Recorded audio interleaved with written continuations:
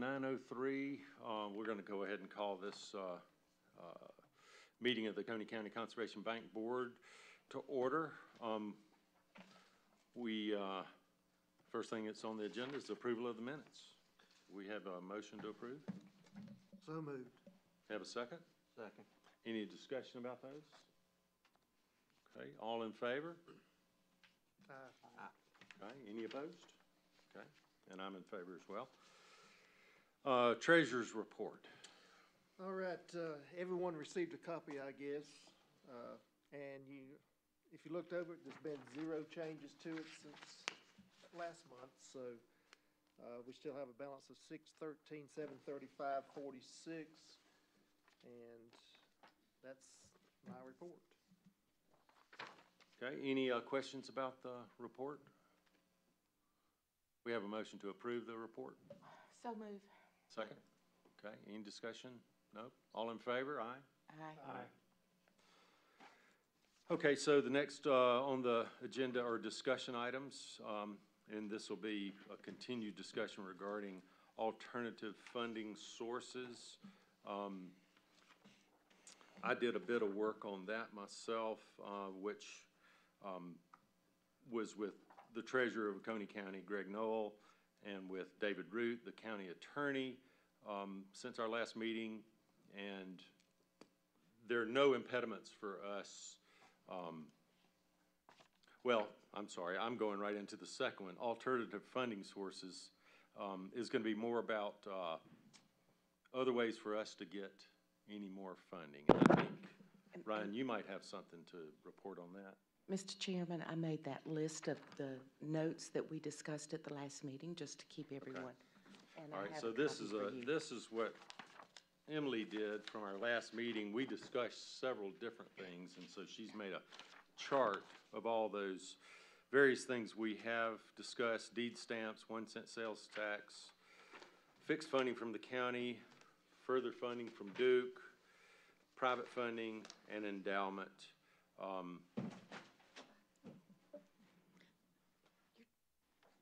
You're right over here, Francis.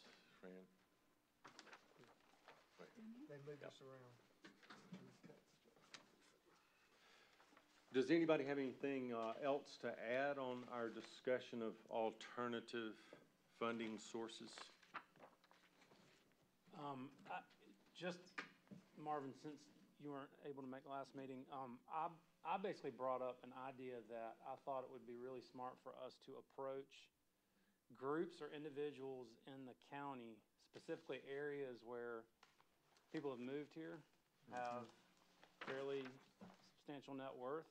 The reason they moved here very likely is because of the natural areas, and the idea of conservation probably would not be really new to them, depending on where they're from, who they are, that kind of thing. But I do not have exactly a person or people to just name. I'm still kind of working on it, but I think it would be a lot more efficient or effective, not maybe efficient, than trying to approach the county. I mean, I think it would be a win-win. I think they would feel like they were getting plugged in to the area. I think for state purposes, I mean, I think there's a lot of boxes you can check off as far as financial planning. So that was my idea, but I have not had the ability yet to, bring something here like a list, or there's some people I want to discuss. But do you think that's the way you want to continue going, is thinking about who might be on a targeted list? Well, I mainly want to get in front of people who are in areas like the reserve or the cliffs that, I know and that are from this area who, and so having said that, I mean, it's going to progress more than just thinking about it, but, right. I think part of I am almost positive they're going to think it's a good idea. The question I have is, what do I have to put in front of them? Right. What do I have to tell the story? So. And follow up from my point of view from our last discussion was that, and I did start talking to Shay about that, coming up with a presentation that we can make in those situations. And Shay and I will work on the, produce a kind of an outline of that. and maybe some, substance to that as well for doing that. So we're heading that direction. Yeah. We'll establish some kind of timeline of, now we're ready to do that, and maybe we should just shoot for that for the next meeting to have that presentation Okay. prepared, and maybe a list, and then we can discuss the list of who to target and why Okay. at that I time. second the idea. Okay. Any other thoughts about that as well, or about the whole topic of alternate funding sources? I mean, in addition, I think it's a complete mistake to ask the council for it, because I think you'd be getting taxpayers involved, and I do not think that's a good idea. Right. And that's what we have to determine, what's our best route to go. And the statute precludes using tax dollars, so it would have to be non-tax dollars that were available to the county. And I believe those funds are probably pretty much allocated to for example, Parks and Recreation are used for Parks and Recreation, any fees they generate. And I don't even think cover and the same thing, unfortunately, with recycling is, and then we have the crisis in the recycling industry. So I think that the funds available to the county may also be very limited. Well, and I'm just trying for us to be careful, because I think we all know that perception can exceed reality, where they're going to think one thing if we present something to county council. Right. So that was my point. And I think in that same vein, and this goes into the next one, you almost had somebody to come to talk to us today about an endowment, and that's sort of what we were couching it in terms of, is can we create an endowment, and what that endowment would be that would generate enough income to do what we want to do as the board. And so, Yeah, I had a local financial advisor who was from Oconee County, from Seneca, that was willing to come. However, stomach bug going through their house, kids. So anyway, he couldn't make it, and I apologize. He is going to try to make the next meeting. okay, And great. so that was just to kind of go over the general, here's some different ideas on accounts, because when I told him, this is roughly what we have, this is kind of what we're doing, I mean, he definitely was like, you need to be doing something. Right. Okay. And I guess I have a question for you, are you thinking in terms of the fundraising from the endowment being handled completely by the board members or volunteers who might be willing to help, or were you thinking in terms of hiring a company to do a campaign? No, Okay. I was not thinking about a company. I mean, I'm open to ideas. I don't really have much more than what I've said. I haven't really planned out. But Do you have thoughts about that, Emma?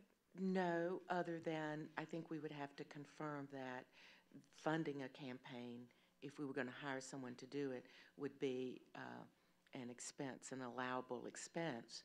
But maybe more than we wanted to pay. But perhaps more than we wanted to pay, even if it's allowable.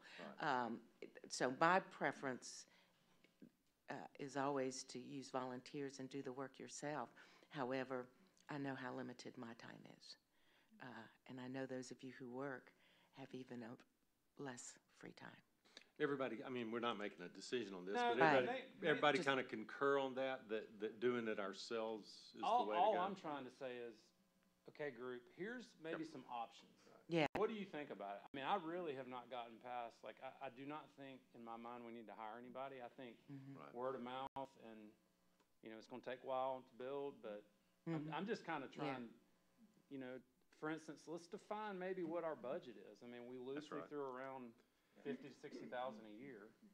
Okay, so if that is generally maybe our annual budget, what do we need to earn that?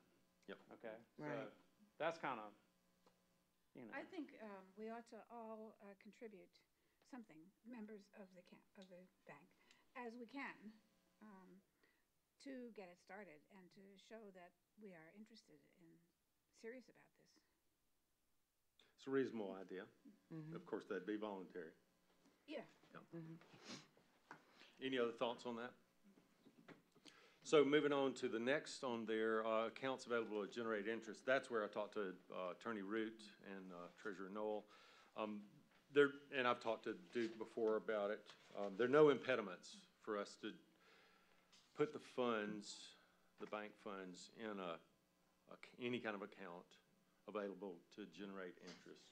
Duke just didn't want us to put it in something volatile. And so a report kind of came back to me on available,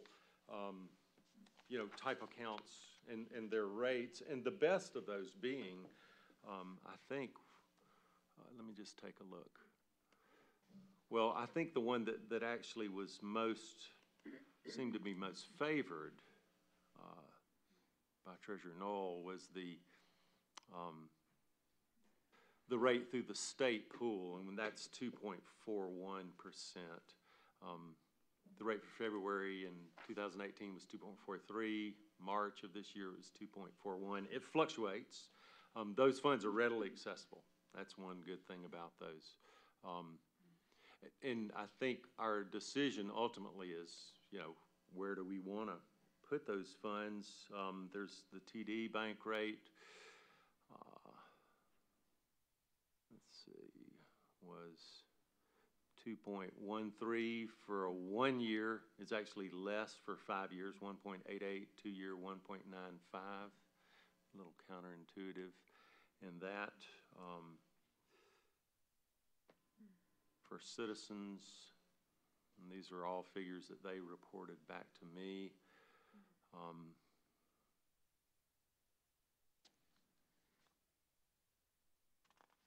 The highest rate there was 0.1%, and that was for 13 to 60 months.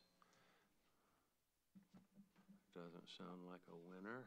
Community First, the rate there was, for 1 year, it was 2.45. For 2 years, 2.39. For 5 years, 2.41. So actually, the better rates on those commercial ones were the 1 year rates. So 2.45 is the best rate there, and that's at Community First. Can the funds be readily available if we? They're not going to be in those Exactly. accounts. They're not going to be. And my thinking about that is that if we use someplace that had a better rate like that, we wouldn't put all the funds there. We'd set aside a certain amount and then have funds that are readily available in another account. So my question really is so what's our next step now? If we decide, okay, we want to do that, I don't know that we have to get anybody's approval to do that. I mean, you and I can sign on the account, our current account. It would seem like that would give us the power to invest those funds wherever we wanted to invest them. I don't know that we need county approval to do that.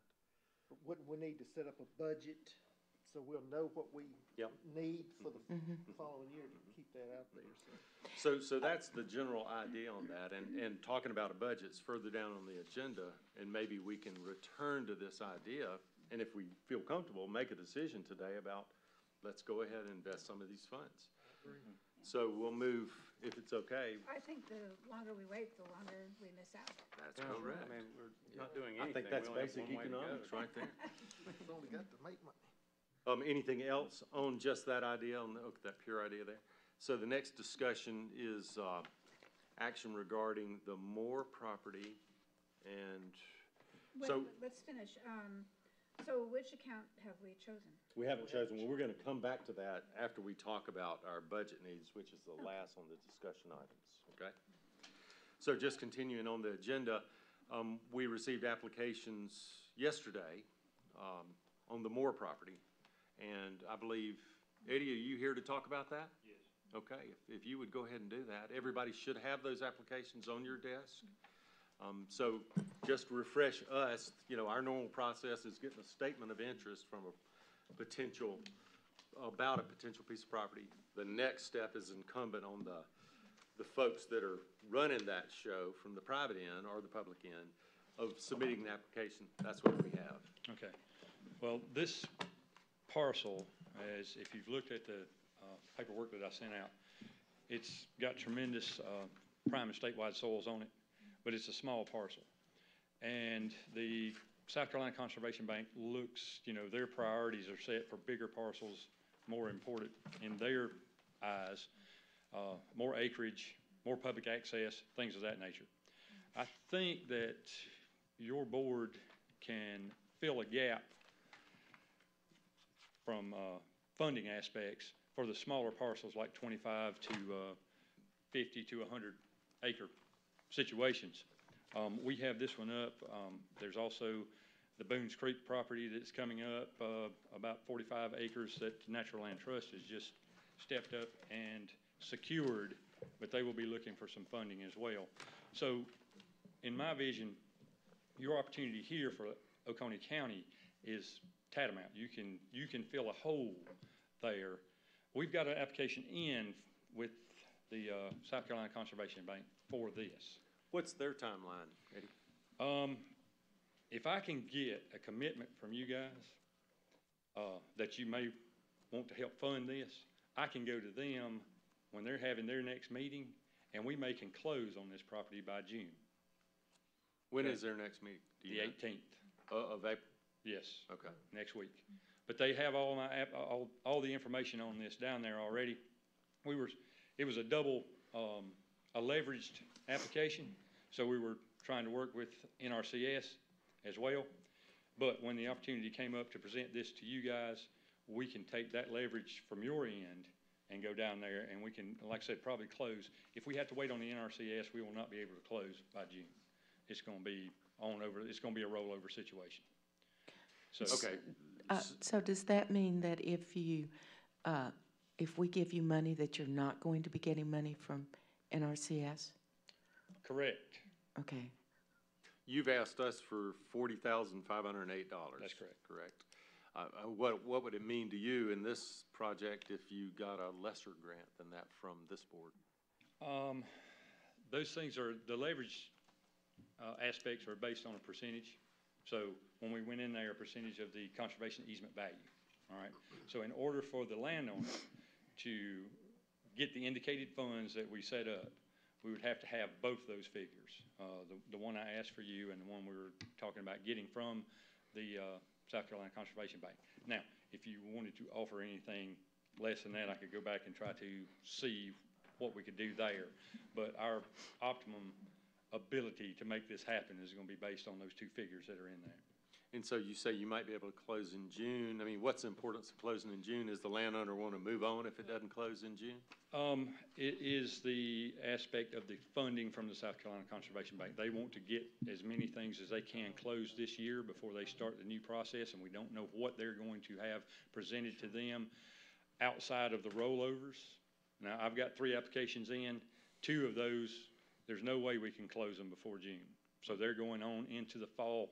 And when you say the end of the year, you mean the end of the fiscal year, June 30th? The fiscal year, June 30th. Okay, I see. All right. So that was the import of me getting this application in I understand. to you guys. But now this parcel is, it's sitting right on Highway 21. It is just above our, 24, I'm sorry, 24. It's just above our area of concern in the southern part of the county. We set a line below 24 or south of 24. But we are thinking about moving and expanding that because there's a lot of interest, especially right in that area. If we could get that parcel, there may be 100, 200 acres adjacent there that some people would start to look at. So what's your area of concern mean? Area of concern is the largest concentration of prime and statewide soils, the most productive soils that we have in the state, not just the county, but the state. That area below there where we've already got part of our easements is the highest concentration of productive soils. Okay. Anyway, so that's how we based our original area of concern. And this farm fits into that quality of soils? It does. Okay. As a matter of fact, it's one of the highest rates because of the size of the parcel and the size of the prime soils on there. The percentage is very good. And go ahead. I was just gonna say, Marvin and I have been sitting on this board a few years, and this is by far the largest request we've had. And we've had some larger ones, but we've always been down around funding $8,000 to $11,000. Yeah. Because we were limited on funds. Yep. And we're trying to make this thing work. Is this the first time we've had money like this in our account? You know, where- we've had it for a couple of years now. Have we? And I have a couple of questions. Of Let- Eddie? Let's let Frank. I'm finish. No, I sorry. was just gonna say, they're asking for us to fund half of it, correct? Yeah, 50%. 50%. Okay. Emily? And one of my questions relates to that, because the ordinance requires an environmental assessment if the grant is over $30,000. So I'm wondering, given the size of the grant, whether or not you think you could close and have the environmental assessment done. The due diligent aspects of all those have to be done prior to closing. And when you go to the South Carolina Bank for money, they require all of that. All right, so all that is in the works. If we get the funding, all of that due diligence is taken care of prior to the closing. So the environmental assessment would be one of those. Survey, she's already had that done, so we don't have to do that. And that was a step that she took on her own, which most people don't do. They wait until, see whether anybody's gonna help them out. But she is, she is focused on getting this done, and she's already taken that step. I guess my question was whether or not it could be done in a timely manner. And your Yes. answer is yes, it could be. Yes. And still close in June. Yes. Did I read that the landowner's gonna take care of all the closing costs? Is that correct? That is correct. If it's funded to this Including the level, environmental hazard assessment? yes. Yes. Okay. So the bulk of these funds would go to pay off the existing lien or mortgage? Those would be, they don't have to. It does not have to be done that way. Those people can, a lot of times people do that at closing, but that's not a necessity in these instances. They can continue to carry that and pay that mortgage off. Who is they? The owner. The owner. The owner can continue to pay the, Yeah, Be this simple more. this is not a fee, this is not a title transfer. No. This is a conservation Conservation easement. Yes. The money would go for a conservation easement, not for the fee simple ownership of the property. Yes. Which, I have a question. Can I join the discussion if I'm related to the party we're discussing? I know I can't vote, but can I don't understand the legality. I think you have to recuse yourself from voting, from taking action. Okay. I just want to. Tell us about your family, Ryan. I'm just related. She's my dad's first cousin, so I've grown up. I know the whole history of the property. Your first cousin once removed. Yeah, and I mean, we have just over 100 acres just down the road on our farm. I mean, we're right there. Yeah. So I would voice, I support this. I think it's kind of the first step in trying to get some pretty valuable land in Oakway, which is sort of, I don't really know why you went south, because I would definitely move the line, if possible, north of that somewhat, but. That decision was dependent upon the first 2 or 3 easements that we set up through NRCS and through the Conservation District. So we had a targeted area there. Once we got 2 or 3 secured, then we decided that from that point down would be the largest area of concentration. So now, we've got a lot of those in the bank, so to speak. We can start looking at other areas to add in here. You know this property, Ryan? Yeah, I do, and I mean, they put a lot of their personal money and took measures to make this property fit a conservation-minded thing. I mean, like fencing off the creeks and the springhead that's on the property. Okay. I mean, just, so, and I've seen that over the years. I mean, they, and they live right above this. If you look on the map, the not an easement, that's where they moved an old house years ago. And so in saying that, I think if we want to possibly try to get some valuable property in that area or that part of the county, I mean, this would be a really good start. What do you think, Frank? You know this property as well? I do. I mean, it's a nice piece of property. My only problem is the 50% funding of the project. I mean, that's just a large amount of money, and we haven't seen it. We haven't done that in the past 4 years prior to this. But, we always can change. What have we been asked in the past? Like, have we been?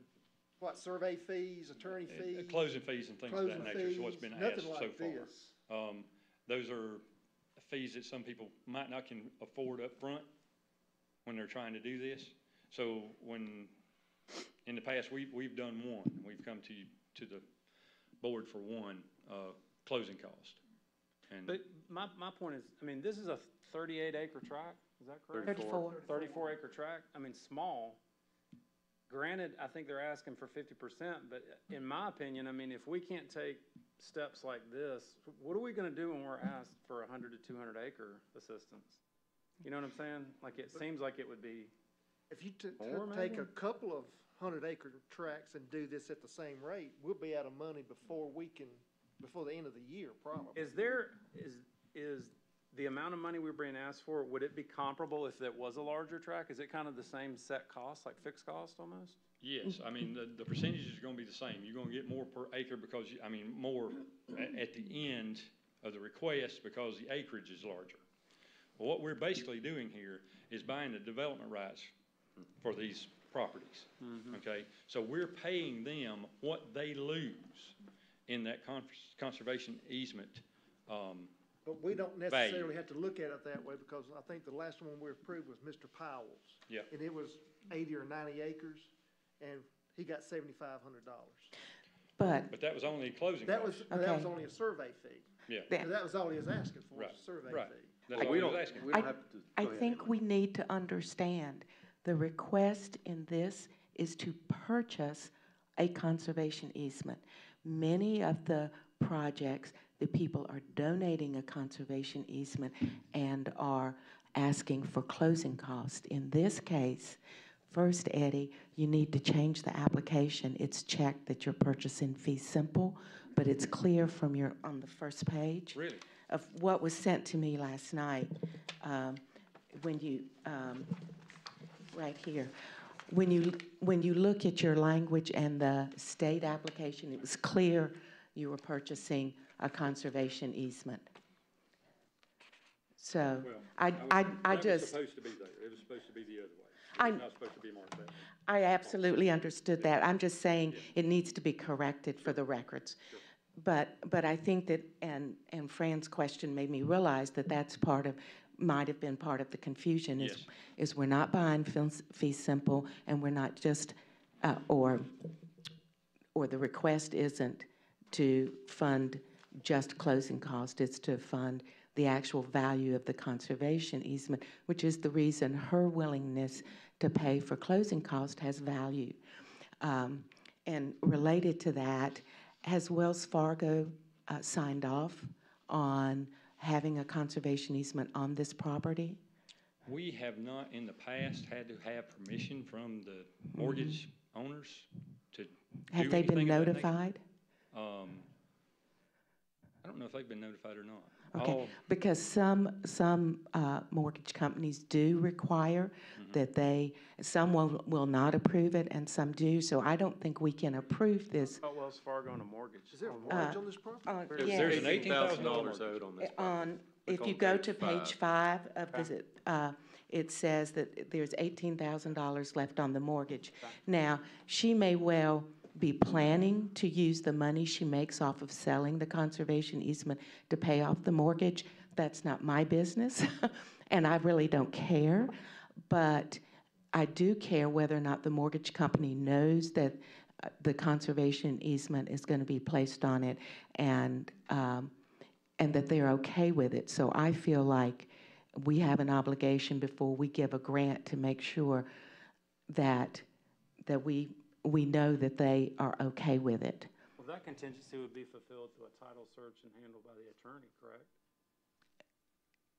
Well, but do we want to make an award of a grant to for a property that they can't close on? Is it free of all contingencies if we approve it now? Well, Emily's point is, and I think it's a good point, is that we are not sure as a board that Wells Fargo is okay with that interest being transferred because it's gonna affect them. It's gonna affect the value of the land. And that's good, I think for our minds, being attorneys, former attorneys, Yeah. that's a serious thing to check off, And- to know.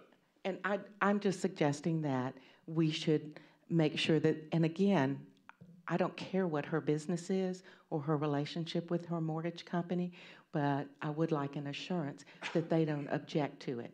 And whether that's because they think because she's going to pay it off at closing, and therefore they don't, when she closes on the CE, or whether or not they're just willing to let her do that. I don't, but some mortgage companies will not approve a CE on a property where they hold the mortgage, unfortunately. In our past dealings, we have not run into that. At Okay. any point in time when somebody has had a mortgage on the property. But in relation to that, we do step into the first line of receivership. As a conservation easement, we are the first receiver. Which is the reason some mortgage companies will not. Right. They say, sure, pay it off. And you can do whatever you want with your land. But like I said, we have not run into any resistance in the whole time that I've been doing this since 2011.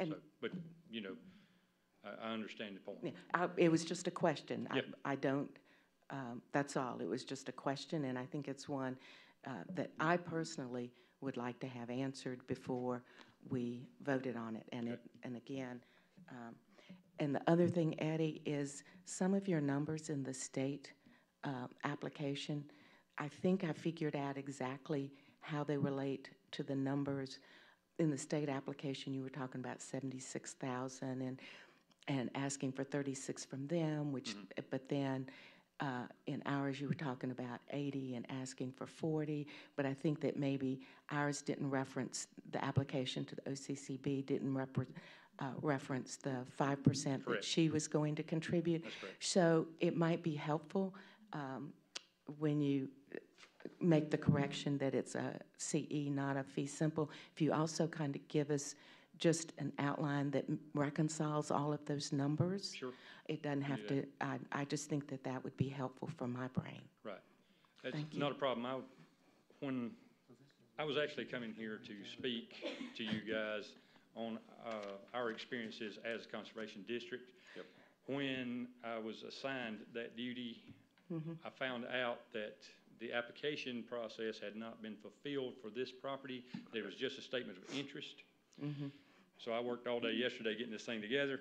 That's why there's some of those discrepancies there. Sure, I absolutely understand. Yeah. We've all been there. So I think we understand your timeline. Yeah. And so I'm just trying to get us to the point where we can entertain a motion on this, because I don't think we're going to have another opportunity to consider this Let me make a application statement here. with If your timeline. you could get us a letter of commitment stating that if we correct these things that you have brought out, and, you know, that y'all are willing to fund the property, we'll have that in hand. We can go to the Conservation Bank and say, here, we got this. I If that's understand. if that's your choice. I have a It- couple of questions. Number one, how close is this property to 85 and the threat of development? And let's answer them one at a time. Go ahead. What are we? 7 or 8 miles. Yeah, it's probably 8 miles. 6.7 miles or so. It's closer to Highway 11 than. Yeah. So it is threatened. I would say that it was, you know, eventually all the farmland down in that area are going to be threatened because, you know, from a development standpoint, people like to come in and take areas that don't need a lot of grading, don't need a lot of things of that nature. Plus, they like them on byways such as 24 or access to 11 or access to 85 and 59. This parcel is basically right in the center of all those. And the second question is, what is the value of the environmental assessment? Do you know how much that is? Are you asking what the amount of What the money it would take to cost. put it on there? I do not know that. Generally, those things have been around a couple of $1,000 to $5,000, depending on how much work they have to do. Okay, and what is the monthly payment that she makes to Wells Fargo? I have no idea on that. Okay, and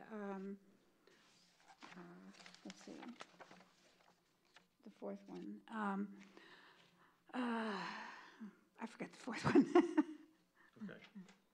So I understand what you're asking for us, from us. Yes. And you understand that we don't make the final commitment on funds that come Sure. out of our bank. Right. It's made by the county commission. We make a Right. recommendation Okay. to them. Yeah. Okay? Yes. But you're asking us for a letter of commitment for our board to commit to recommending funding Yes. for this. Yeah. In this amount. Right. Do I hear a motion on this? Mr. Chairman, before we vote on that, I just wanted to express, certainly like the property, like to see easement on the property.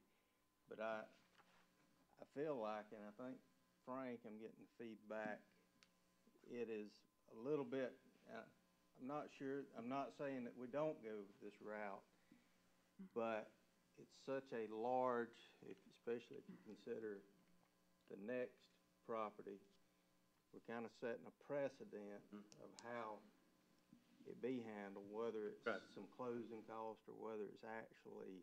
Let me interrupt you for just a second. So to my mind, that's a discussion that's more pertinent to, after we made a motion and a second on this, we were really just working with Eddie on giving us more information. So, you know, and I hear what you're saying, but I think the first thing that needs to be done for us to go further on whether we're in favor or not, for whatever reason, is there needs to be a motion on the floor. I remembered the fourth question. What is the value, or how much is the closing costs and the surveyor's fee and so on? The survey's already been done. Okay. Okay, so that's taken care of. Closing costs, I can't speak to exact numbers there. They range again in the $4,000, $5,000 range a lot of times, especially on a smaller parcel. So we could save the owner roughly $9,000 or $10,000 Probably. if we did Yes. less. Yeah. So it's presented to us as to take action on this. Do we have a motion? I move that we fund the property at 29 or less thousand. Is there a second? No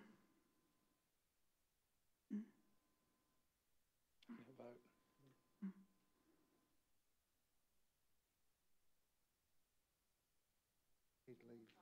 I need to leave? Tell me what to do, I'm just. So we have a motion on the floor, and that is to fund it in the amount, or it would be the letter of commitment to fund in some amount no greater than $29,000. Is there a second to that motion?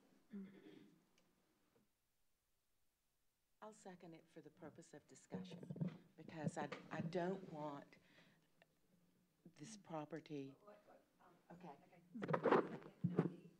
Okay, got a second. We get to discuss. We will discuss next. I'm saying that we got the motion in the second, and we gotta have you guys.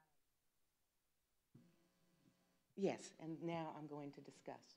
I'm going to open the discussion and with the explanation that I seconded it for the purpose of opening the discussion, because I'm not comfortable with moving forward quickly without having some of the assurances related to Wells Fargo or at this amount. I don't think, based on my limited knowledge, that this board has ever funded the purchase of a CE.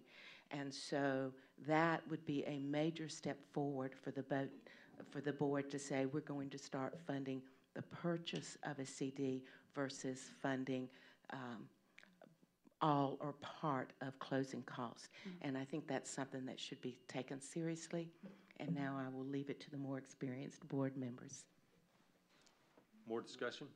Marvin, I'm sorry to shut you down there. I appreciate, want to do everything right and be fair to everyone concerned. But, you know, I just, you know, we talked about budgeting and so forth with the funds, and we do need to start acting. Yeah. I mean, we need to be more active with the funds that we have. I'm all for that. I don't want us to have money set on it, but we do need to make a decision on, is it a, you know, in my opinion, what's our annual budget at this point with what we have? Are we going to create an endowment with money that we have? Are we going to create an endowment with money that other money that we raise? But I think we need some sort of budget, at least a 5-year budget you know, or something like that, of something that we can, with existing funds. And then if we just come up with more funding, you know, we can adjust. But I want to be fair to future applicants. And we have two large, we kind of set a precedence. I want us to be comfortable with what we're doing. If we're going to spend down what we have in the next 2 years, 3 years, if that's what the board chooses, I don't necessarily object to it, but I do want us to have a consensus on a How much budget we spend each year. and how to spend, because it is different than what I've been understanding of basically closing costs, and so forth, and not actually purchasing easements. Got it. Thanks, Marvin. That's my Thanks, Marvin. input. Yes, sir. Katie, do you have a number of the projects we have funded so far? Oh, I have that information. Do you? Here And the you go. cumulative amount that we've spent? You have that too? Here it is right Yes, here. I do. Well, good. This was one of the things y'all asked me to do. If you'll just take one and, That's it. here. And I've got the Thank you, handout. Emily. I've got one. There's your answer right there. That's right. Frank. So this will be our fourth project. The first one was issued in 2017, 17. and the total spent so far is less than 30,000. What's that? 29.5. 613,000. Yeah. Well, yeah, conservation, natural resource, historical, agricultural, yeah.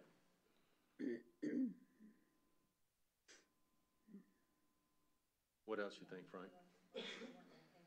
No, I'm just, Do you want to create an endowment, hold in the bank to fund projects, then you've only funded? That's one of our considerations, correct. but if we don't find a way to create more money, we can get rid of this money in 2 years' time, and Duke Power's probably not gonna fund us again like that. So we've got to find a funding source somewhere, or be very diligent with the money we've got now until that day that we can find the funding. I think it's both. Yes. We've got to Introduce set- yourself, please. My name is Jason Davis. I work for NRCS. I feel that if you don't put the money towards conservation, there won't be anything to conserve. So it's kind of like, you know, the money was supposed to be set aside to put on the ground for conservation, and that's pretty broad. And conservation easement would probably fall underneath that definition as closing costs for conservation easements, attorney's fees and surveys and so forth, so. And that's what we've funded, basically, we're closing costs and surveys. But is there anything in the, you know, the bylaws or rules or anything that say you can't fund a conservation easement? No, and that, I think absolutely. that's the only That's my problem point. we're having, is that we have never done that. Well, And this is on such a small track versus some of these larger tracks that we're gonna be looking at. The next one may ask for 100,000 to be 50% of it. So Well, that takes a third of your, I understand that, but if they don't get a conservation easement, which they're seeking, and they don't put it into the conservation easement, and they sell it to Walmart, then there's no reason to have a conservation bank board to conserve land. And I think that's the reason one of the questions was about the need to move quickly on this. Right. And it did not appear to me that the need to move quickly was based on a development push for this particular property.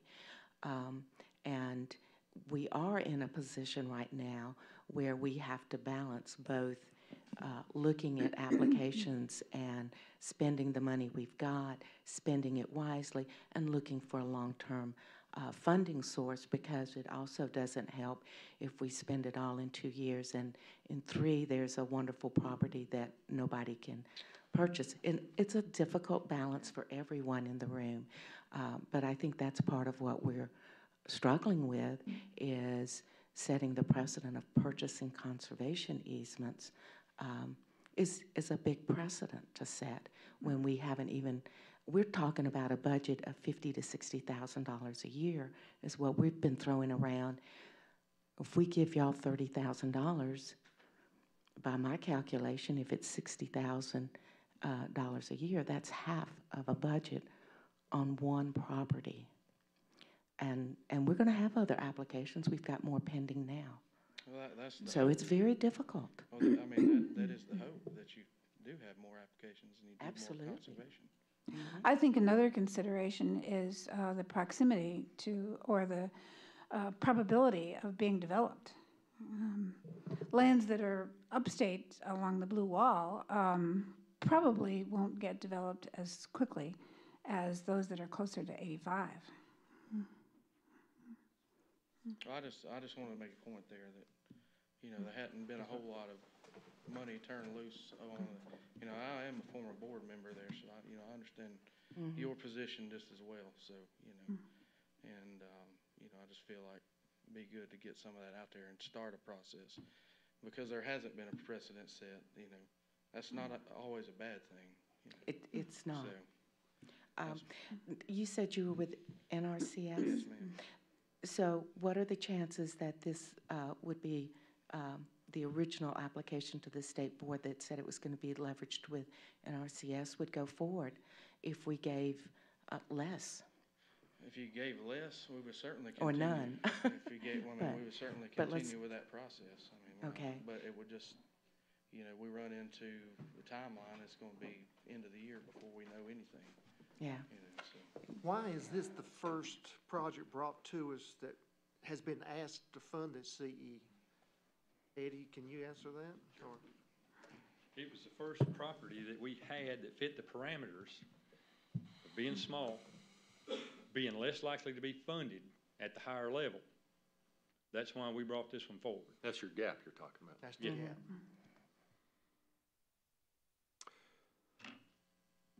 So, on our logistics, and you guys that have been here need to answer this. Yeah, I noticed in the application from the state, there's a scoring sheet that they use for all their criteria. Have we, before we got on board, have y'all adopted a scoring system? I mean, with the sheet that you? Yes. Basically, the state's. Basically, the state's Okay, scoring all right, system. okay. So that's one thing we need to do before we approve. That's our process. You know, normally we'd have more time. We'd have time in between a presentation and then maybe the next meeting to make the decision than we do now. And we also have to have, I think, 2 of our folks need to walk the property as well before we can approve an application. So I don't see any way we can approve it today. 'Cause we've got to score it and we've got to walk it. I just, well, and that's the problem is that Mr. Martin needs a answer sooner than we are scheduled to meet again. So we either have to schedule another meeting before then or not. We can't make the decision, I don't believe. If we'd make a commitment to fund some portion of this and not put a dollar value on it, because I believe in doing the project. Yeah. It's the dollar amount that I have a large problem with. Just a commitment letter from this board, would that help you? Do you need an actual dollar amount? We would probably need a dollar amount to go back to the Conservation Bank in Columbia and say that we've got this commitment here. This is our leverage money. When in June is the proposed closing date? We won't set the closing date up until we are secure with the funding. We can't set the closing up until the funding is secure. and I defer to the chairman and the licensed attorney in the room, but I don't think we can make a commitment letter. I do not think we have the authority to do that. All we have the authority to do is to finish our process and vote and refer it to the county. Now, if we vote to refer it to the county, obviously, then you can take that much to the state, knowing that it's a contingent, and that acts as somewhat of a semi-commitment. Right. But I don't think we have the power. But Andy, Well, I mean, would if have a you're better talking about what I idea. think you're talking about, I mean, it's like what I said before, all we can do is, the biggest commitment we could make is to make a recommendation to the That's county. right. Right. But, but the logistics, go ahead, Eddie. We're all in this process from a new aspect. You know, my experience has been working with the Conservation Bank in in Columbia. So we're experienced with how they work things, all right? And they have the power to sit at the table and make the decision. You guys are making recommendations to the council for their approval. So in the rush to get this done, we all have run up against a certain wall here, all right? So going back to my point where I needed these things by the 18th, it's obvious that y'all can't produce that on that level. Right. So what we can do is go ahead and move forward in your process, the way you need to do it, and then we can decide after that point whether we can accept that or not. Okay. Is that good?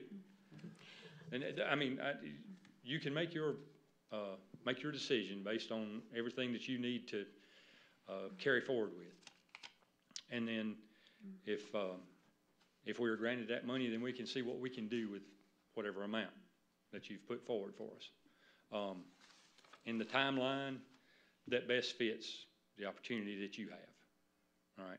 Well, Now, and I appreciate the effort to get us some help here now so we could close that at that point in time. We weren't going to be able to do that anyway. So if you are in a timeline bind, so to speak, you know, we can work on that and we can continue to keep the application open with you guys until you make your decision. will it do you any good if our decision comes June 11th at our next meeting? June 11th? April. June 11th is our next meeting. Your next meeting. It will not get us closed by the end of June, no. But you know, like I said, yes, in the long run, it would help us. But even if we did a commitment today, council's not gonna meet, and they couldn't Right. approve it until after that anyway. Sure. So that date's just, And logistically for me, even if our commitment would have a caveat to it, that whether it passes our scoring criteria. Sure. All right. So let's say that, Can I make a motion? Well, we have a motion on the floor. Oh, I want to make a motion to So- table. What's that? I want to make a motion to table the pending motion until such time as we've completed the scoring and 2 people have viewed the property. Do I hear a second? I'll second that. Any discussion of that? All in favor of that motion? Aye? Aye. Any opposed? That's our action. all right, that's good. Can I go ahead with the other part that I was supposed to do, or we gotta wait till the? All right, good deal. Sorry about that, Ed. No, it's all right, it's all good. Yes, ma'am. So we had a motion on the floor Okay. to approve for more application, and then but we never did get a vote on that. We have to have a vote. No, I But made the a motion motion- to table that motion. I put that motion on the table, so it is still pending. And we all voted to approve the motion to table. Right, I got that. Okay. So that means that that other vote- motion's no longer pending. Okay. All right. So, next on our agenda, and thank you for that, Eddie and Jason, appreciate that, is, discussion or action regarding the William Lyles estate. Mr. Chairman, Yes, I have a business relationship with Mr. Lyles. I'm gonna recuse myself. okay. You can ask the other gentleman. Yes. He's trying to come back in. That's just on the vote you have to recuse. No, You can- Andy, I think he's supposed to recuse. All the way? from Okay. the discussion. Okay. If there are comments to be made, then it should be made as a member of the public, Okay, I think. okay, very good. I'll ask Ryan. Ryan's right there. Okay. Excuse me, would you mind staying just for a little bit? I had a couple of comments I'd like to make before we talk about the Lyles property. If you would, Chris Starker is here from Upstate Forever. He wants to make a few comments that he will, in general, I think you're, Yes, in a General. preface. Yeah, sort of in relation to the Moore property we just discussed, but I think to the overall actions of the board in general. And I think just some comments about the conservation community and how we view the support we get through the conservation banks. First of all, my name is Chris Starker. I'm with Upstate Forever. I'm a land conservation manager there. I've been there 11 years, past 3 years working on conservation projects, land protection, primarily in Oconee and Pickens counties. And so I want to take this opportunity to introduce myself. I know there's some new board members here. And I wanted to say real quick that you've only funded 3 projects. And part of that, I believe, from the conservation community, we haven't brought you large asks because we've been testing, sort of testing what the bank responds to. So instead of coming up here, and I believe I heard some comments saying this is the largest ask that you've seen at $40,000. I'm going to beat that today by more than double, because basically it's never been done, right? So from the conservation community, we do see large projects out there, large projects that need assistance in a variety of ways, and not every project is going to be a $5,000, $10,000 ask for due diligence costs. Some of them out there need big monetary requests. Some of them are going to get big matching funds. Could be NRCS, ASEP funding. It could be through the Conservation Bank. There are other grant opportunities out there. We're working really hard to make those happen. But I will say that in your discussions before that on alternative funding sources, if you sit on $600,000 for 10 years and only take little bits here and there, I heard somebody saying it's time to start putting some of that money out there. If you're not using that money to actually make conservation projects happen, the funds that are there are just going to sit there, and you're going to give the impression that those are the only kind of projects that are going to happen. Meanwhile, other projects really do need the attention, and I think it's time to get those rolling. And that's just my opinion. But I think I speak for the larger conservation community when I say that. And that doesn't make it easy on you. And I hear that there's a statute in there that about $30,000 has some additional steps involved as well. But I think it's time to start looking at that. Okay. And I agree, we need to get some alternative funding cycles and keep that momentum going. But right now, development's on the uptick. You're going to start seeing projects disappear unless we can get that funding a little bit quicker. So I think that, I see where they're coming from. I've got similar kind of timeline issues as well. So I wanted to make those statements while I had you all up here. Now, one more question I do have is because in the past we have seen where the applications are during a application window, and I need this just for some clarification as well, and Eddie might as well. And that the bank board makes its decisions and recommendations later in the year. Now, maybe that's changed, so I'm asking you, has anything about that changed? Can you actually make decisions now? Because I think that changes some of my strategic planning. That's a very good point. But, I mean, that's been the pattern, but I think that could be changed. Adjusted with a vote of the board. So let me set the stage on that. The ordinance says that we have application deadlines of April 1st, August 1st, and November 1st, and we have to make a decision within 60 days of those dates. But there was action by this board in 2017, I believe it was, in August, saying that no, the way that we want to, as a board, set up our funding cycle is we accept applications from January through June 30th. And we make decisions from July 1st to December 31st. And that's sort of our status now, and I think that's probably how it's been done in the past. Ms. Hitchcock has a problem with that because she feels like, and this is a legitimate point, that we are overriding the ordinance by our own action, and we're not sure of the legitimacy of doing that. And I think that's a good question for the county attorney that we'll direct to David Root. So that's where we are right now, Chris. So in answer to your question, we don't have a clue.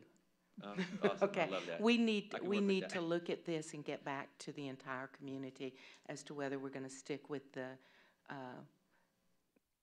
current system of accepting applications for 6 months and evaluating for 6, or strictly follow the ordinance or something different. Okay. But I hear from both of you today that speed is important, and perhaps the current system doesn't work for the conservation community. If we are committed to that, can't make a decision until July 1st.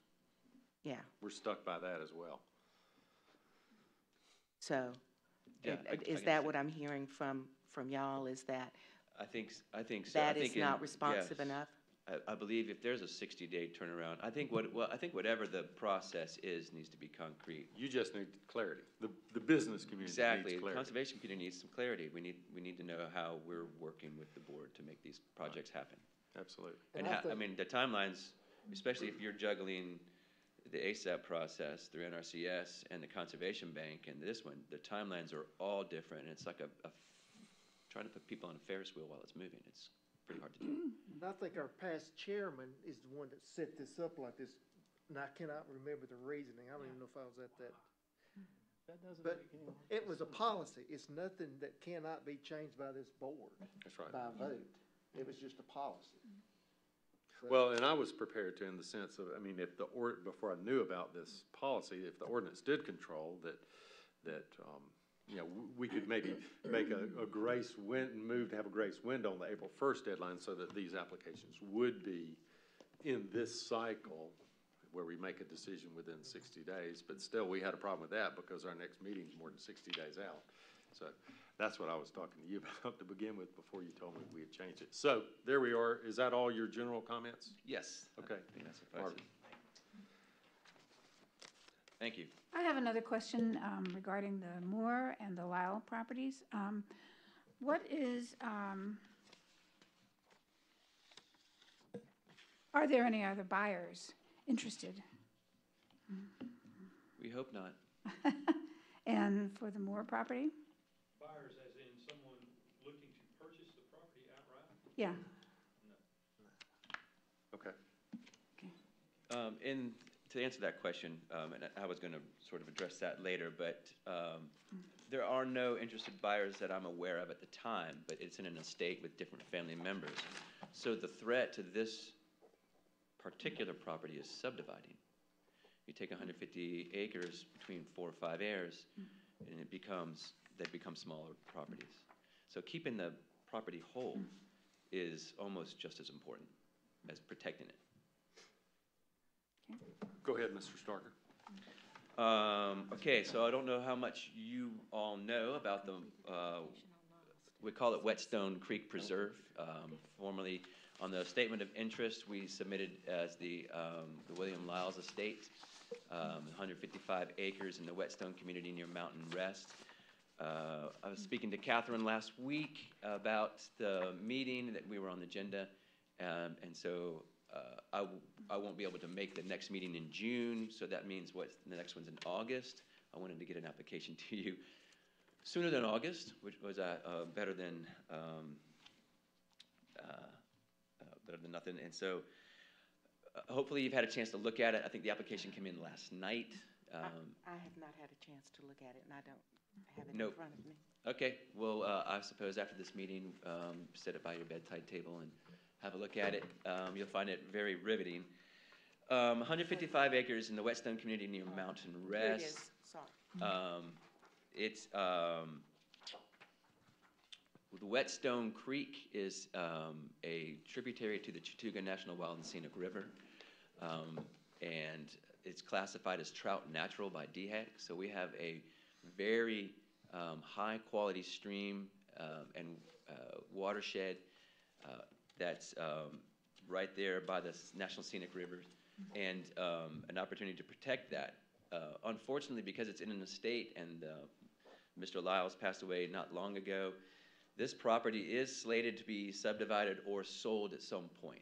This is the sort of the decision of these family members. They are willing to put it into a conservation easement and then sell it to Natureland Trust, however. So we do have that time, and we do have their cooperation to make those things happen as well. The Whetstone community and the Whetstone watershed is actually one of the largest contributors to pollutants to the Chattooga River, unfortunately. You drive through there and you wouldn't think that, but the way that watershed just sits, the sort of topography of it and some of the land use in that area contributes certain things like sediment, increasing the turbidity. And for a trout natural stream, those are the things that you don't want. Like a dairy farm directly downstream from this.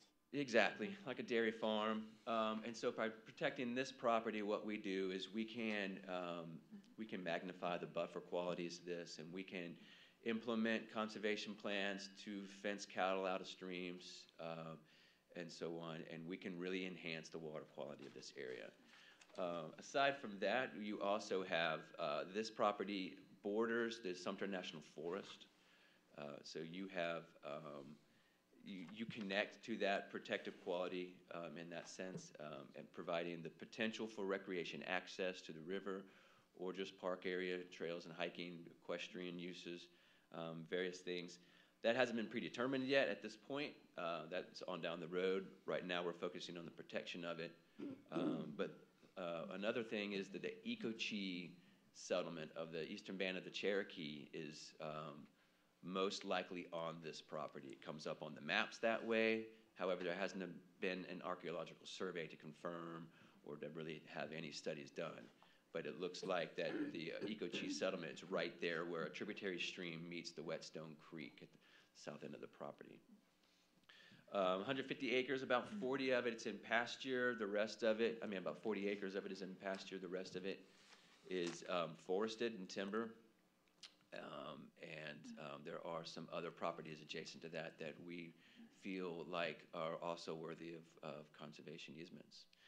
We are asking for $85,000, so you wanted to hear a high number. The conservation community is ready to push that in Oconee County, and this is just one of those projects. The appraisal for this property came in at $660, and when you see large properties, 150 acres, there's even larger properties out there. When we start seeing 600-acre properties come in at $2-3 million appraisals, you're going to see some big requests from the conservation community. So in that aspect, we are asking for a response in some way. If $85,000 is too much, I think we really want to know so that we can better strategize how we can utilize those funds from the Conservation Bank here in Oconee County. But $85,000 is going to be matched with $170 from the ASAP program. That's the Agricultural Conservation Easement Program. It's the same thing that Eddie Martin is doing on the Moore property. Upstate Forever is the only nonprofit in the state that's been enrolled in that through the NRCS, and we have our own pot of money that we can apply to projects with prime soils, and this property just barely meets that requirement. Previously, my previous application to you guys, before the Farm Bill was just recently updated, they had to be 50%, it's now 40%, and that basically allows us to get more money out of the ASAP.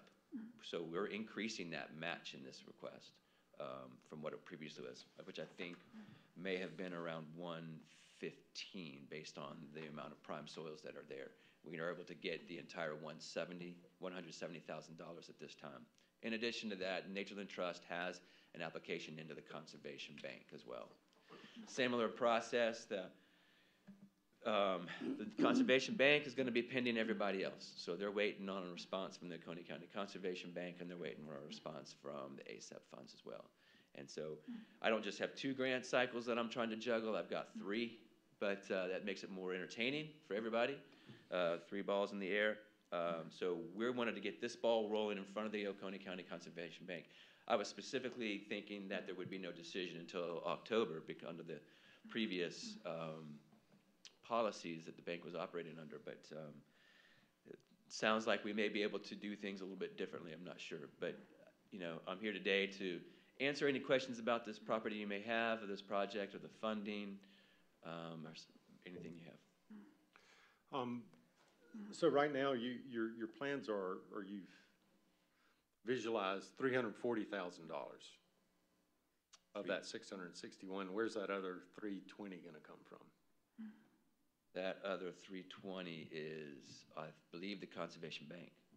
So Well, I thought you had Of the state. 85,000 from the State Conservation Bank, 85 from us, and then 170 from the ASAP. That's 340,000. yeah, that's to purchase the conservation easement. So this is not a fee simple. This is Okay, so purchasing, the we're purchasing. 660 was fee simple? Yeah, Okay. 660 is what the property appraised for. Okay. In the correspondence we had, the appraisal, since you haven't read it, there is summary. I'll just read that to you real quick. The value of the conservation easement is estimated at $340,000. Oh, okay. Upstate Forever is currently the only entity, the only nonprofit entity in South Carolina enrolled in the NRCS ACEP program, which allows us to provide supplemental funding that can cover 50% of the easement value. So that's the maximum we can get from ACEP is 170. So that's Where are you reading that from, Chris? it's the first page of the supplemental materials in our application. We only Oh, have like we didn't three or get the four supplemental of the- materials. Okay, so those came in last night at about 6:30. My apologies. You guys have probably all gone home at that time. Yeah. Okay, all right. It'll probably be in your inbox today. So my apologies for that. I was trying to get this in very rushed. So the easement value of 340,000. That's what the easement is estimated. 340,000? Right, and so ACEP will cover half of that at 170, which leaves a 170 gap. Okay. And 50% of that, we would like to see, which is 25% of the easement value, 25% of the easement value we would like to see come from the Coney County Conservation Bank, 85,000. Who's funding closing costs? That's it's either Natureland Trust, or it's coming out of the Conservation Bank, or the landowners are doing it, but they've already satisfied the applications into the Conservation Bank already. Okay. So So the are you 85,000 asking would go for, for the purchase of the easement specifically. right, so did you ask the State Conservation Bank also for closing costs? Natureland Trust put that application in. Oh, so you're not sure? I'm not sure. Okay, But Natureland Trust has taken that Okay. road. I'm handling the NRCS ACEP applications as well as the Oconee County Conservation Bank application. okay. Well, I think the potential for a Okochee to be there is significant, so how do we determine whether or not it really is there to help us make our decision? Can we make that determination? Can that be made before we decide? I mean, and I know we're not going to decide today, but that's certainly something that I would want to know. That's a good question. I don't know the answer to that. I'm not sure what that timeline is like. Seems like archaeological studies typically take a good deal of time. I don't know if we have that amount of time. I believe the potential for it to be there is relevant. If that is a necessary criteria for the bank award, then I think we would have to sort of take a step back and see. I would want to go make some questions to some archaeologists or some folks who would want to do that to make that determination. Absolutely, yeah, I would appreciate that, and I think that would be Yeah. good. Those type things probably last 8 months to 2 years, 3 years. And I understand that, but, Plot and dig here, oh, yeah. find a high concentration. But I'd sure would love to hear what Luther Lyle says about that, or anybody else who has a strong knowledge of those type of sites in our area. I'm familiar with a lot of the history on the Cherokee, and there were village sites literally, Oconee County was covered by different village sites that honestly would go vacant for several years. They go to other ones when certain things would happen. They go back. So, I think, and this is just my opinion, for us to look at the value of property, to me, it's more valuable because it's a tributary to the first Wild and Scenic River. Okay. The village site thing, there's village sites all over. To me, that's just personally, it's cool, but I don't think it'd be worth spending time trying to determine. That's just my Yeah, opinion. doing a bona fide. Part of where this land is at, he also joins Neville Bryson's estate, which is like over 400 acres Yes. of definite prime, probably, I don't know if you've ever tested it, but I would venture to say it's probably some of the best soil in Oconee County. And you go directly below that, though, just downstream heading towards the river is the Robbins Dairy. Well, it's not dairy anymore, it's beef farm. Is it? Okay. That's correct. Yeah, But the poop is still the same. it is, and there's a lot of it. So We see I'm it, up we there a see good it. bit. I know you are too. And, Yes. and so I think anything we can do to kind of help the tributary aspect of this Absolutely. is like critical, but that's just my opinion. What is the likelihood of adjacent landowners? Well, I was kind of curious, has anyone communicated with the Bryson family? Because I used to actually communicate with Neville when he was alive, but I can say I've sent letters, asking for their interest or just providing information about conservation easements to the address in Highlands, but I have never had a response. I don't know what the likelihood of a conservation easement is with them. I've never talked with them, so I don't know what their plans are with the property. It may be that they have no plans and they just leaving the property as is. I understand that they lease it to someone who's using the property. They own about 25+% of downtown Highlands. I don't really think this is a huge Yeah.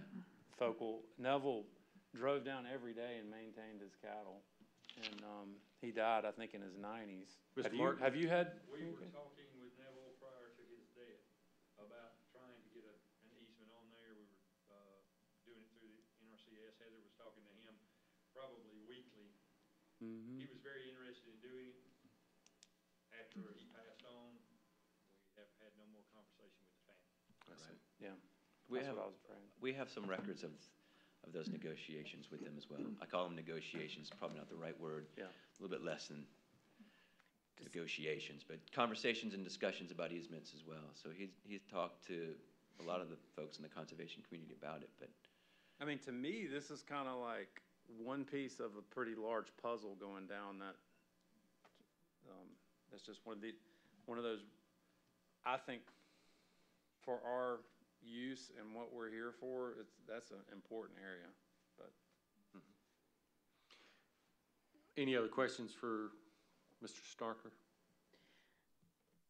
Did I understand you to say that the state board is waiting to hear about the ask from us?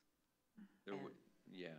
Everybody Okay. seems to be waiting on somebody. It's sort of like Okay. a little And that's gunfight at their standoff here. April 18th meeting, State Board? I don't believe that they're funding this June, but I think they wanted to fund this on the next cycle in this fall. Okay. So their funding cycle runs twice a year. Okay. And so I don't think that, and so our plan was to get the ASAP funding submitted by May. So we have, by the end of this month, basically. Okay. And just basically get all these balls rolling, and hopefully things would happen. We can go to the Conservation Bank Board and say, we've got the ASAP funding ready to go, we've got Oconee County funding.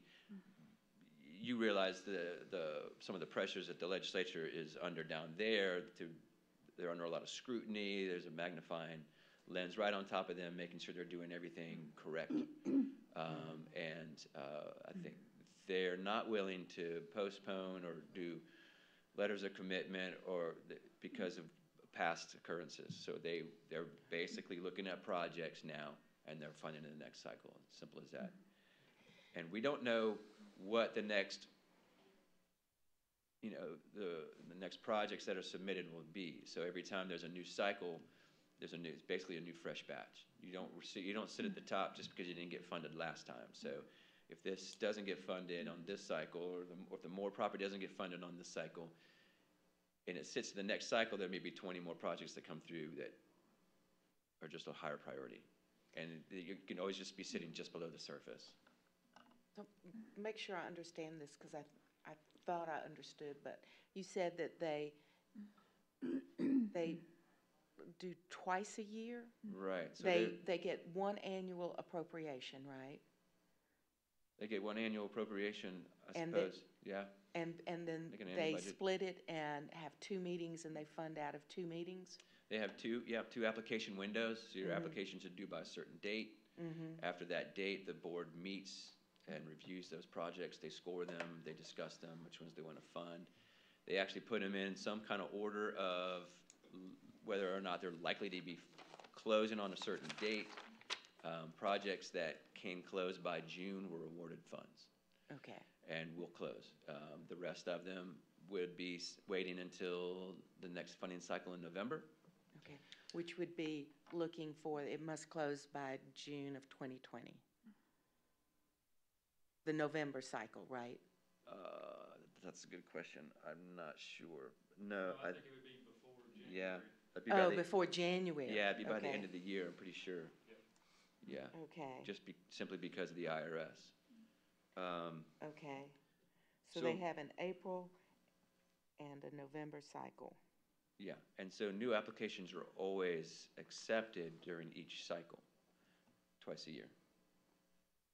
So I don't know how many applications they got. They had applications pending from the previous bank. Right. And then new applications were brought in as well. So they had a plethora of qualified projects for their first funding cycle. How long before their decision meetings is the application deadline? I don't know their exact timeline. I want to say a month. This past one, the deadline was January 31st. Okay, so a couple of months. 2.5 maybe. months it was, so Yeah. somewhere around 2 And- months Well, maybe. this coming meeting is a special call meeting. Oh, it is? Oh, okay. Okay, their meeting, I think, was actually in January, Oh, okay, the end of January. okay. Okay, now that, okay. So your application is in and pending and for the Moore property, and your application for the state bank is going to be considered at the November meeting? It would Will be, be yes. submitted for the November meeting? Right, we're not ready to move forward with it this soon, Okay, clearly. so, okay. But yes, we would like to have all of our ducks in a row so we could close by the end of the year. And the policy of the state bank now, as I heard from both of y'all, is that they want the leveraged funds committed. Yes. But you can't do that with the NRCS, right? Because they won't accept that application, and They will not. they have the their same funding rule. Until we get the ASAP fund. Okay, I mean, the. the conservation fund. state Yes, board, We have to yeah. get committed with them, then, NRCS, they have a commitment though.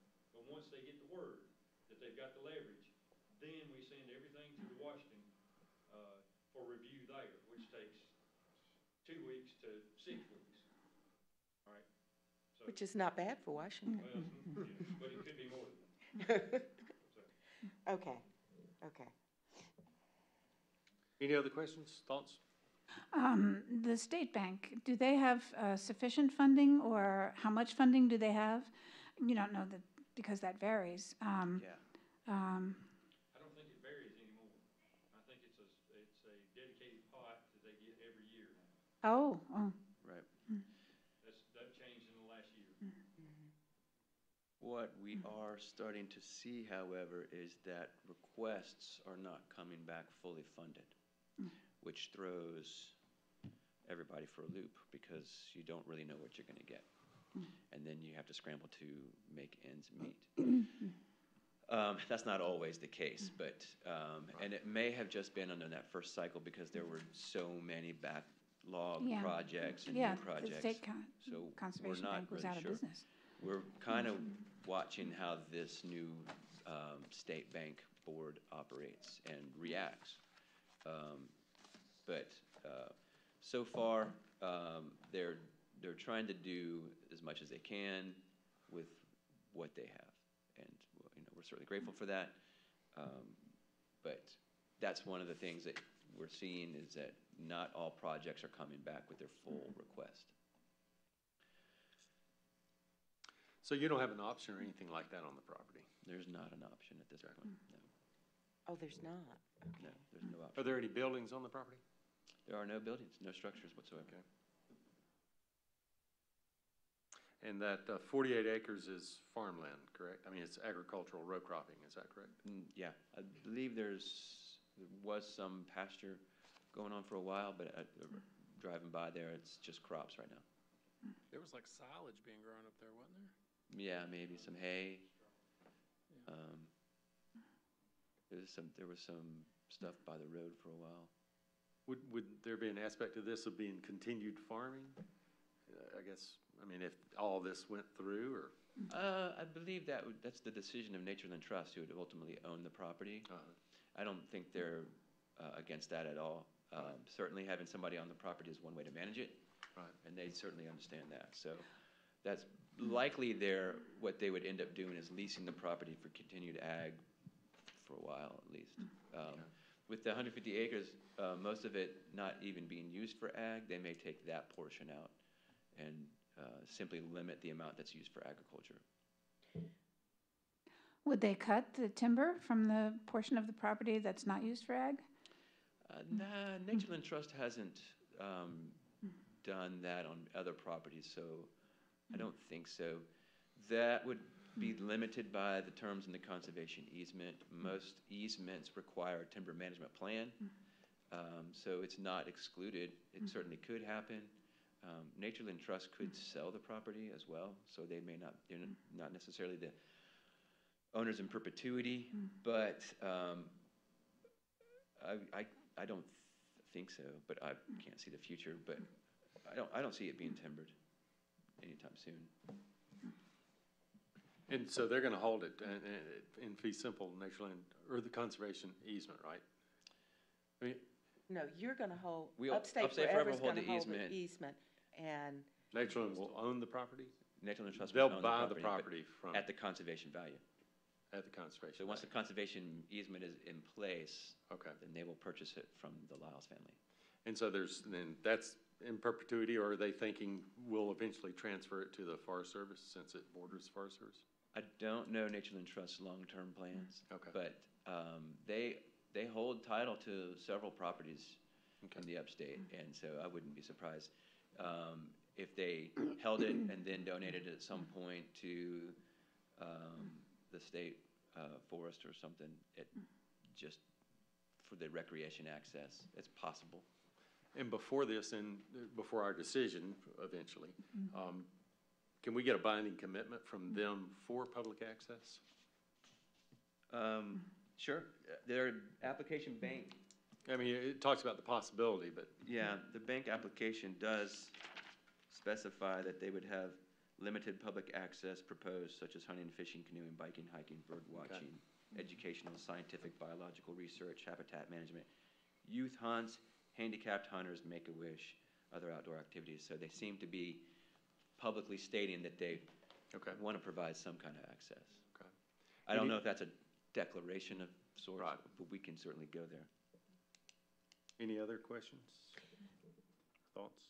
something that just occurred to me is, I gather our application process does not require us to see the conservation easement that we're, Actual physical document? yeah, mm-hmm. I don't know. I don't Uh, think it's I don't not think the in the- ordinance requires. No, and it's not in the application. So could we request that as part of the application process, that we are given a draft of the conservation easement? Is that what you would I like? think on these two properties, if you've got a draft, it would be helpful to me, if I could see it. Because, for example, I would think the conservation easement might also address whether or not there's gonna be limited public access. Of course, you may be thinking, we're not gonna do that until we get a commitment for money. We usually do not set that up, because that's part of the Right. closing aspect. Okay. The lawyer sets up and puts that document in place. We sit down with the landowner to lay out the reserved rights, Mm-hmm, and we don't know any of that right at the moment. okay, I mean, we have a good indication of what they want to do with their property, mm-hmm, so we go and we make those negotiations and set that forth in the document. okay. at the time, So, prior to closing. okay, so the practice is get the funding and then do the negotiation on Furthermore, the terms of the CE. the conservation easement will allow public access. Okay, It's a reserved right that's typically in every easement that Upstate Forever does. okay. Whether the landowner exercises that right is entirely different. Oh, okay, but it's So not. we can have public access in there all day long, on every Mhm. page, but the landowner actually has to provide public access. Well, I So, was, yeah. yeah. Isn't that but part of the you could enforcement? require it also, but you don't. You just do it as a reserved right. Right, right. So Okay. in the purchase of the conservation, you're purchasing those development rights, and some of those rights stay in there. And that would be the right to public access. Mhm. So, Isn't that enforceable? Isn't that part of the enforcement of the easement? Is it? No, Sure. no, no, not if it's a reserved right. but now, and that said, however, the state bank has been looking more favorably for properties that provide public access. So And this project probably going to meet that requirement. I don't know South Carolina law, but I have experience where CEs did require that it be a public access. But in a different state, so I don't have any idea what's going on here. You have cattle on property that you're putting an easement on, you can't allow public No, access. no, so- no. This would have been a property that was going to be held by a public entity for the purpose of public access, but it was also in the documents that it had to stay public access should it be sold at a later date. It had to, so it was not a private, and that's the reason I said, right, if it's a reserved right, the owner of the CE can't enforce it. But the landowner, right, could choose to give it public. Yeah. Okay. And it's pretty clear that those are the intentions of Natureland Trust. When they do it, how they do it, if they do it, it's not up to me. I don't know. So I don't know, we hadn't heard a motion on this. I don't think there's gonna be a motion because we hadn't even reviewed the application, hadn't been through our process. Any more on discussion of this matter? It might be new business, but I think we should appoint somebody from this bank to go out and walk both properties. Well, let's do that as a new business there. But end of discussion on that? Thank you, Chris. We appreciate your time. I would like to comment on that. That makes the application process difficult for the conservation community. And I see the benefit of it, but coordinating in times to meet with landowners on their properties sometimes with the county board members can be difficult. But my biggest concern is the delay in the timelines for certain projects if we actually have to set that up. But let me reiterate, I do totally see the benefits of that. And I'm happy to do it. I'll go today. I got the rest of the day free if you want. But I think sometimes, especially in a time-sensitive project, that may be a difficult thing to do and have its unintended consequences. Just throwing it out there. I think something to think about as well. Thank you for your time. Appreciate it. Thank you, Chris. Appreciate that. Okay, next on our discussion is, I had put on there for us to talk about what kind of presentations we might want to request. But yeah, let's get to Marvin. Yeah, thank you. And Eddie, we're getting there to you on that new business. Got a couple more things.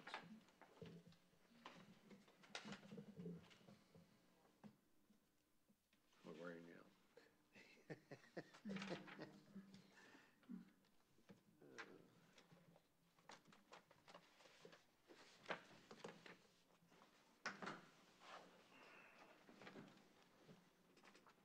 And I think in my discussions, potential presentations are like the financial advisor on an endowment.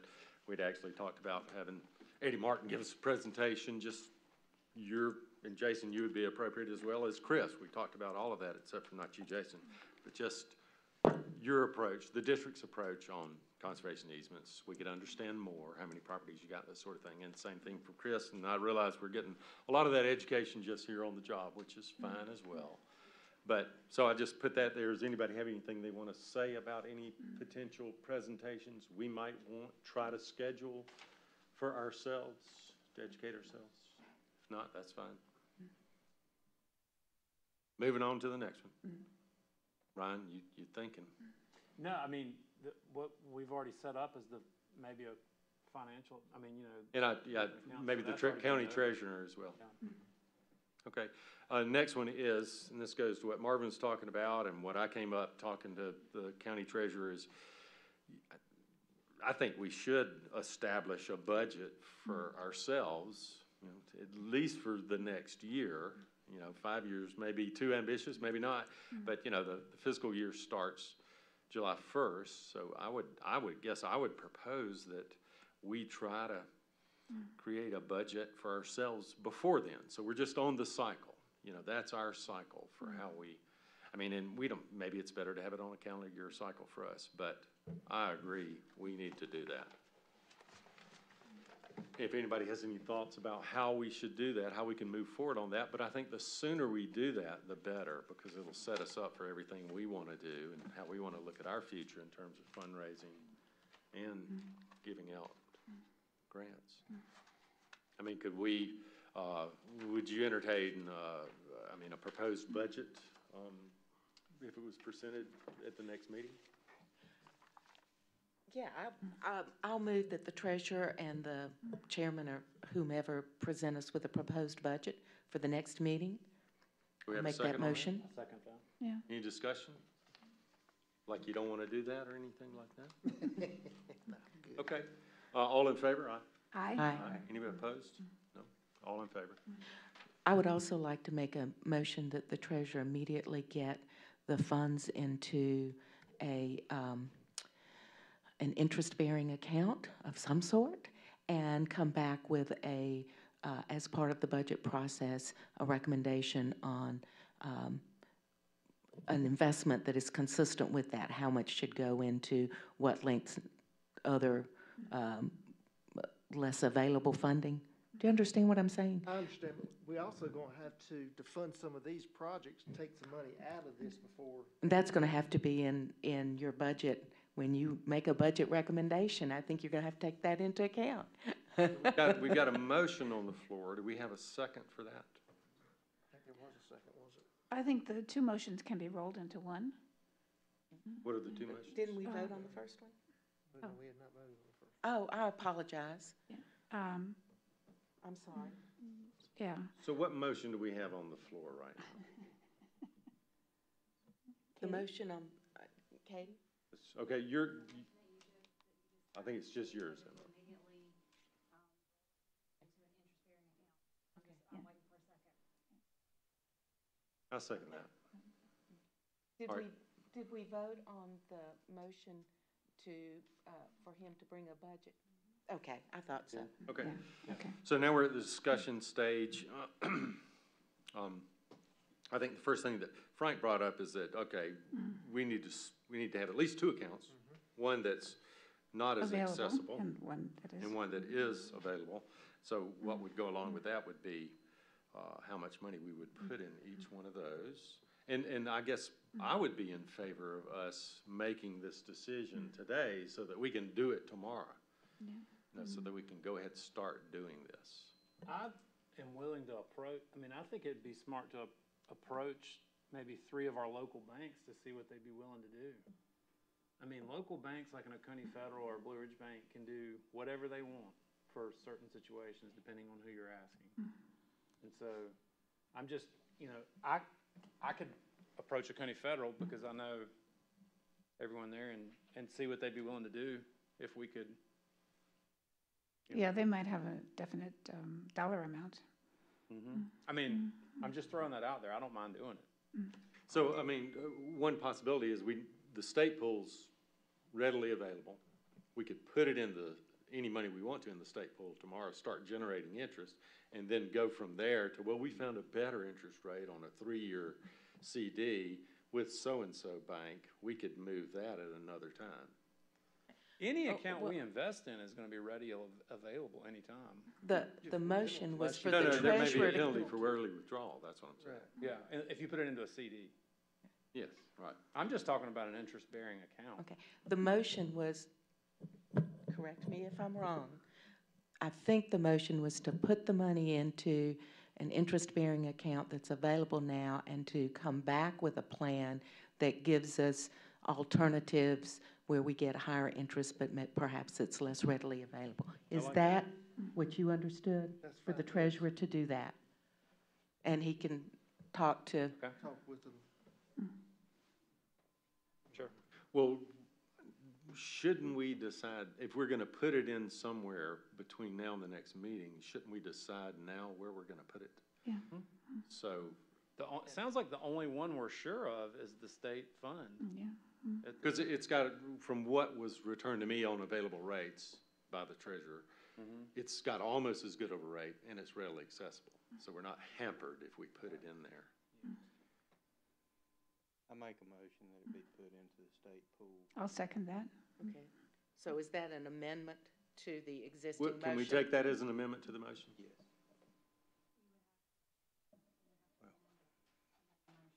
Okay, say your motion over As an amendment. incorporating her motion.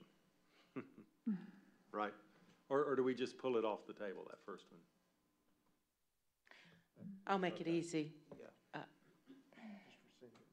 I withdraw my motion, okay? Now, I make a motion that we place the funds into the state pool as soon as possible. And if a better, rate can be located for a portion to be determined later, that money can be transferred into a different account, but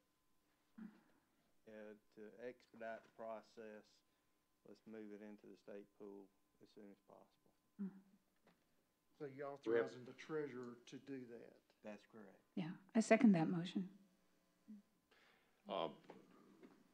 And are you saying if we find that better rate between now and the next meeting to go forward with that second deposit, or just? I don't think we need to do that. Okay, we'll just do the first, okay? That's just wanted to clarify. Couldn't be in Okay. One thing at a time. No, I just wanted to clarify. Okay, any other discussion? Yes, ma'am. Is it all the money, or is it half the money? I didn't We're talking about all the money because it's readily accessible. want to make sure, okay. Yeah. Any more discussion? Do you have the process of how you get the money back into our account? Have you gone in depth with the state? No, I haven't gone in depth. And my discussion with the county treasurer was that it's no more than a 2 or 3 day process, and it may even be a day process of telling him how to get that money. So this is a process that works with the county treasurer of getting that money back wherever we want it. He said it was simple, but. I bet they can wire it in less than a day. Yeah. Any more discussion? All in favor? Aye. Okay. Any opposed? Everybody? Okay, so on our new business, we got Eddie Martin up here. Gonna be talking to us. I just, right now, from sitting through this meeting, I just want to commend you guys for your service. I appreciate as a few of the points that Chris made earlier. Conservation community appreciates the opportunity to come before people who are diligent, and from the discussions here, you guys are diligent, and you're thinking about your position here, and that's always great to see. I'm here at the behest of the county administrator just to speak on my past experience from grant receivership and funding and things of that nature, and this is just going to be brief. But we apply for grants several times a year, and the things that we've been lucky enough to receive have had parameters attached to them. How the funding is to be spent, when it's to be spent, things of that nature. Now, earlier you said that there was no contingencies really with the money that you've got from Duke. Is that correct? Is that, as far as when you need to spend it or any of that type of thing? Yeah, there are or no what to do it on? contingencies regarding when we spend it. There are to how and what on. Okay, okay, yeah. But we wanted to cover, most of the time donors expect that money to be spent in an expedient time frame, as what we have seen when we have worked on some of these things. I've got one in right now that we set up an engineer to help NRCS through a NACD grant. And I've been through 4 quarters yet and haven't been able to spend any money because we, hired the engineering group and then we're billed. And so they were on me pretty good. We need to see some evidence of expenditure here. So I just wanted to kind of talk about that and see where we were. Some donors, again, are reticent to continue to fund if they, if their vision hasn't been met by their donations, you know, and where they put them. In order to continue to receive money from, say, Duke Power, those big guys, they like to see things done. And we got to get rid of all our money when we get it, you know, pretty much as quick as possible, or at least show that we have stepped up and made those presentations and got those. I think there's some good projects available now. We've talked about 2 of them today, and I know that there will be one more presented when everything's finalized on the Boones Creek property. It has got some tremendous habitat for Oconee Bell that nobody knew was there. I mean, an extensive creek bank with the bells on it. So we're in the process now of making that happen. And How big is that property? I'm sorry? How big is that property? It is 45 acres. It's another smaller parcel. And that's where I see this board being able to help more than anything else, is with smaller parcels, smaller properties that have exceptional benefit to the community. That, as Chris pointed out, Conservation Bank has been under pressure because of some past thought processes. So they decided to fund it and not put the sunset cap on it. You know, every 4 or 5 years, it was running out and had to be reevaluated. Now that's no longer the case, and they have put a pot of money out there. It's not the same amount of money that was garnered by the deed stamp process, where a portion of the deed stamps was put into account for the Conservation Bank. Now it's just a designated amount that comes out. Therefore, you know, on years when plenty of real estate and transactions were made, the bank had plenty of money, and they could fund more parcels than they do now with this set amount. So now this is spread out to where, like he said, they maybe start to look at, well, we can't fund all of these, so we can give them a smaller portion and try to do as much work as we can on a broader spectrum. That's where your support is important on projects that we do, because the funding is getting more and more tight for all these projects. So, let me see. I believe that's about all that I had. I just wanted to, like I said, we appreciate what you do in sitting on this committee. We hope that other alternate sources of funding will come forward so we can do the work that we do, and you can do the work that you're tasked with doing. But again, we appreciate what y'all do, and we hope that more funding will come available, and that we can continue to do these projects to help the people of Oconee County. Because, you know, we have plenty of projects. We've done plenty of projects, but there's still projects to do, and we all know that our conservation aspects are pressured all the time now, more than ever, by people considering development and the things that they want to bring in. We bring in more people, we bring in more jobs. They have to be places for them to go. And again, as I stated earlier, our good level farmland is easy to clear off and easy to put houses on. So, I have a question. yes. Do either one of you guys have a website and/or some type of link? If I'm in front of a person, a private potential donor, and they want to do some research and kind of see some stuff, how do you approach that?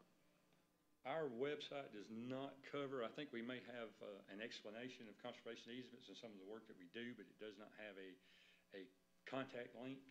It does have my contact information on it, and they are welcome to call us at any point in time, and we can set up a discussion there. Might need to broaden that. The Upstate Forever website does tell all about conservation easements and what they have to offer and how to get in touch with them if an interested party is looking to do that. That's true.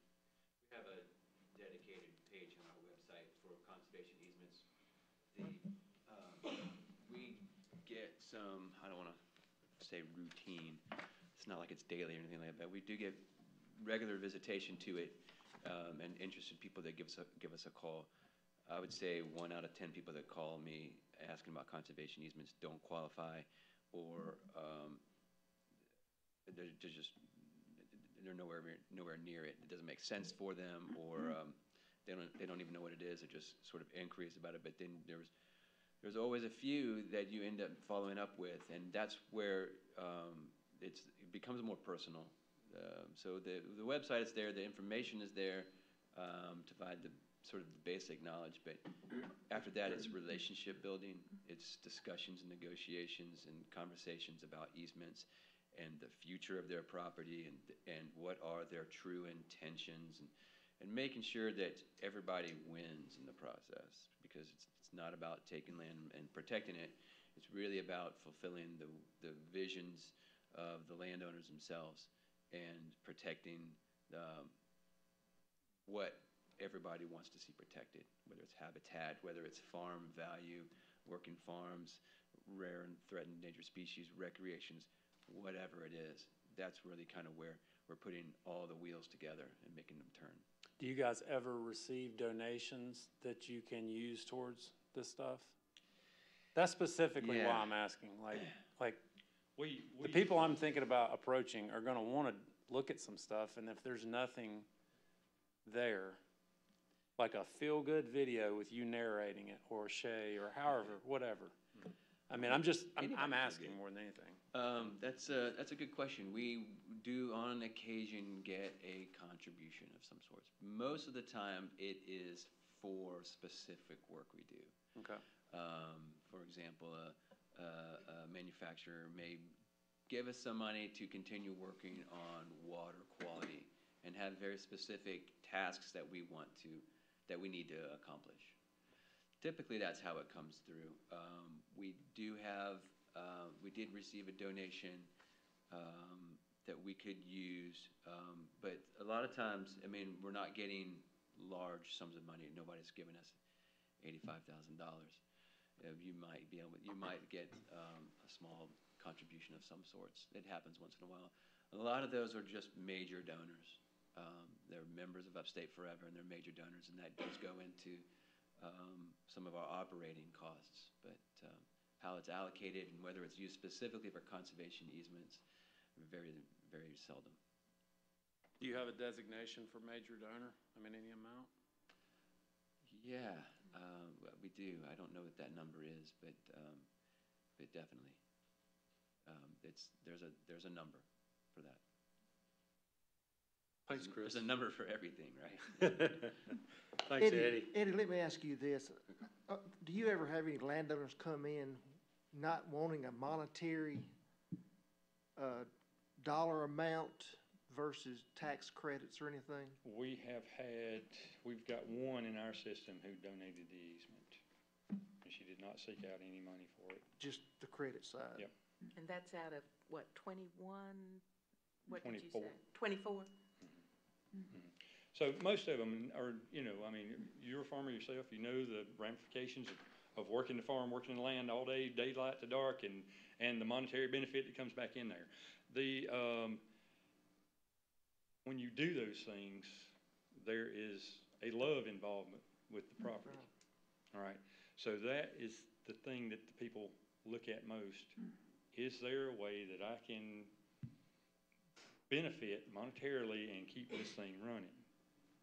Because they don't have unlimited funds. There's need there. There's financial need there, and that's why we process them as we do. Like I said, we've only had one that come in and donated the easement. With funds getting more scarce, you'd think that would be a possibility for more. Or can you take partial of each? The monetary and the credit? The tax credits are not going to benefit the run-of-the-mill farmer as much as it's going to be somebody who has a large monetary income. Okay, so the tax credits are going to be more beneficial to those types as opposed to the people that we deal with for the most part. I want to add to Eddie's presentation that I think that the funding will best come from private donors. And those private donors moved to Oconee County for its open space and its forested lands.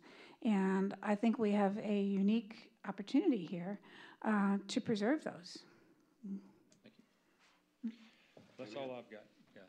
Look at everything in the hallway outside. I mean, I had a lot of time to walk around. Every single thing is about the natural beauty or preserving or trying to plan how to, I mean, it's definitely on everyone's mind. Yeah. Thank you, Eddie. Appreciate that, and what you do, and Chris and Jason. Thanks so much. Anything else? We have any other new business? Any old business? What next? Anybody want to move to adjourn? New business is we need to appoint 2 members from the board to walk the 2 properties. Okay, who wants to do that? I know the Bowen property. I mean, I've cut hay off of it for years years ago. I mean, I know it. I've seen it. And I don't have to walk it to know it. I mean, I've been all over that farm. Well, just to satisfy our requirements, I'll go with you. But like I said, I don't need to walk because I've seen it. I think it. Well, qualifies. because you know it. With her. 1 old member and 1 new member. Yeah. You want to do that for both properties? Yeah. Is that okay with you? So just to clarify, that's a requirement? It is? I think it's a requirement in our application process that 2 of the members do walk it after we get the application. I'm looking for I'm pretty sure I read that last night. I think it's in the flow sheet, but I looked for it in the ordinance and did not see it real quick. It's in the flow sheet. I mean, I've been all around it on Noble. I've been all on the Bryson property.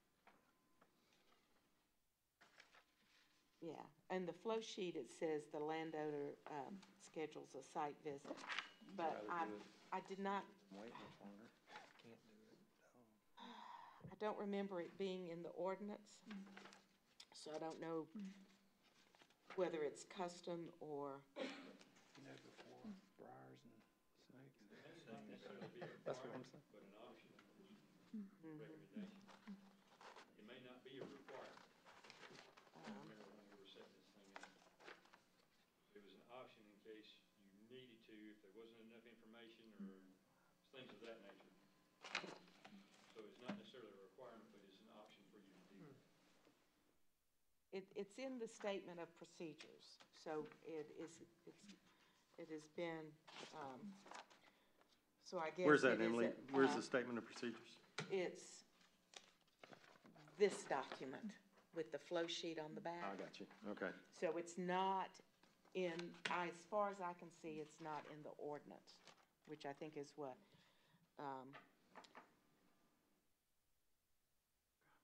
So you 2 guys are going to do, either on your own or together, do the Moore property. More property, yes. Let's just go ahead and get it settled down for the Lyles property. We can do the Lyles. Ryan and I. Okay. Okay, very good. yeah. Okay. Back to that motion to adjourn. Yes, ma'am. Okay, so Ms. Bunlett and Okay. Mr. Abels is not gonna do both, or they are gonna do both? They're just doing the more They're program. doing the Moore property. Okay, just give me 1 second then. All right. So do you need a motion on those 2? Might as well take one, so it's official action. Now, are y'all gonna do a brief summary and bring it back? 'Cause that's what we did last time, is when because he they, has to when they bought the recuse himself. property. Right. So once you and I got, that work? Okay. It's kind of, we probably need to balance it a little different because he has to recuse himself from the. So be Ryan and Andy on the Lyle property. Okay, wait a minute. Okay, so you, Those 2 on the Moore, okay, Ryan and Andy on the Lyles. Ryan and Andy, all right? So that was a motion. Do we have a second on that? I second it. Who made the motion? I think I did. Or did, Oh, Fran did did. Fran, did you make it? I made a motion that we should appoint somebody. Oh, okay. Can And you, within that motion, like, amend that to? include it. And I amend that to incorporate the review of the properties by Mr. Abel and myself and For the Moore Ryan. property. Yeah, for the Moore property. And Ryan and Andy for the Lyle property. I can take my drone as well. I do aerial photos with all my. That's up to us. Need a second. I'll I'll second. Okay. Any discussion? All in favor? Aye. Anybody opposed? Now, We got a motion to adjourn. All in favor? Aye. Aye, thanks.